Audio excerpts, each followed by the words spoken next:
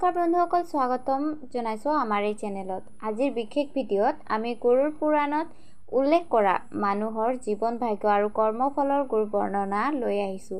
বন্ধুসকল, প্ৰশ্ন উঠিব পাৰে, মানুহৰ ভাগ্য জন্মৰ আগতে লিখা হয় নেকি নে জন্মৰ পিছত? মানুহৰ জীৱনত জন্ম মৰণৰ পৰা সকলো ঘটনা আগতে নিৰ্ধাৰিত হয় নেকি?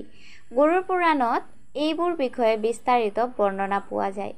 গৰুড় পুৰাণৰ গুৰ জ্ঞান।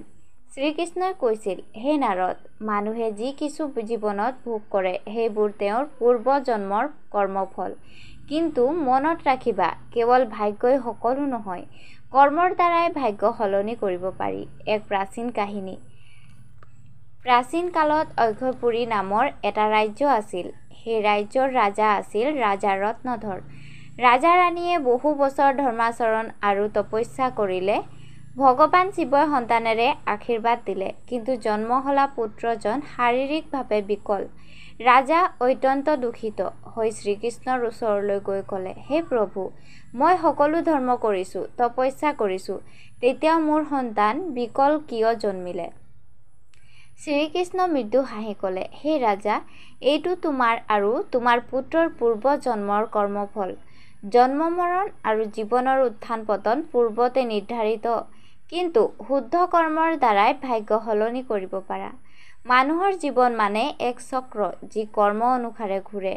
শ্ৰীকৃষ্ণৰ উপদেশ, ধৰ্ম পালন কৰা। মানুহে সদায় সত্য আৰু ধৰ্মৰ পথত চলিব লাগিব। পূৰ্ব জন্মৰ পাপ মচিবলৈ এইটো একমাত্ৰ উপায়। মাতা পিতাক সন্মান কৰা। শ্ৰীকৃষ্ণই কৈছে, মাতা পিতাৰ সেৱাতেই স্বৰ্গ আছে। যিজন মাতা পিতাক সন্মান নকৰে, তেনে মানুহে জন্ম জন্মান্তৰ পাপ ফল ভোগ কৰিবলগীয়া হয়। অহংকাৰ ত্যাগ কৰা। অহংকাৰ মানুহৰ সৰ্বশ্ৰেষ্ঠ শত্ৰু। যিজন অহংকাৰৰ পথত যায়, তেনে মানুহে নিজৰ ভাগ্য বিনষ্ট কৰে।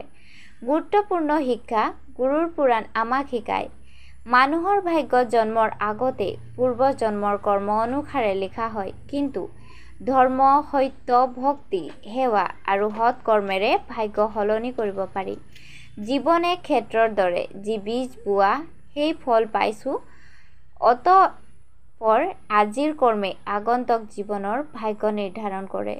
বন্ধুসকল, গৰুড় পুৰাণত কোৱা হৈছে, জন্ম মৰণ সঁচা কথা, তাক এৰাব নোৱাৰি, কিন্তু জীৱনত সঠিক কৰ্ম, ধৰ্ম আৰু ঈশ্বৰ ভক্তিৰ দ্বাৰাই মানুহে নিজৰ ভাগ্য উন্নত কৰিব পাৰে। এই জ্ঞানৰ আলোকে সদায় ধৰ্ম পথত চলিব। পাপ, লোভ, ক্ৰোধ আৰু অহংকাৰ ত্যাগ কৰি সৎ কৰ্মেৰে জীৱন ধন্য কৰক। ভিডিঅ' ভাল লাগিলে লাইক, শ্বেয়াৰ আৰু কমেণ্ট বক্সত জয় শ্ৰীকৃষ্ণ লিখিব নাপাহৰিব। আৰু লগতে চেনেলটো ছাবস্ক্ৰাইব কৰি আমাৰ সকলো নতুন ভিডিঅ' আগতেই পাবলৈ ভুল নকৰিব। ধন্যবাদ।